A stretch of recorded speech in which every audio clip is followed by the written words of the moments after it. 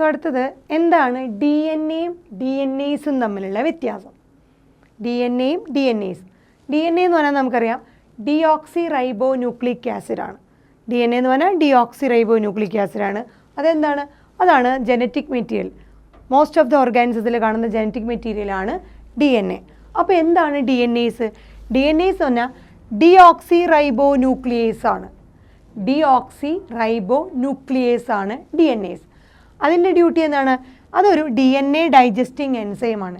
D N എനെ digest ചെയ്യാൻ use ചെയ്യുന്ന എൻസൈമാണ് D N S, which hydrolyses D N A. So D N എനെ ഹൈഡ്രലൈസ് അല്ലെങ്കിൽ ഡി എൻ എനെ ഡൈജസ്റ്റ് ചെയ്യാൻ യൂസ് ചെയ്യുന്ന എൻസൈമാണ് D N S. D N S പറഞ്ഞാൽ ഡിയോക്സി റൈബോ ന്യൂക്ലിയേസ് ആണ്. എന്നാൽ ഡി എൻ എ എന്ന് പറഞ്ഞാൽ ഡിയോക്സി റൈബോ ന്യൂക്ലിക് ആസിഡും അതുപോലെ നമ്മുടെ മോസ്റ്റ് ഓഫ് ദ ഓർഗാനിസത്തിൽ കാണുന്ന ജനറ്റിക് മെറ്റീരിയലാണ് ഡി എൻ എ. ഇതാണ് ഡി എൻ എയും ഡി എൻ എസും തമ്മിലുള്ള ഡിഫറൻസ്.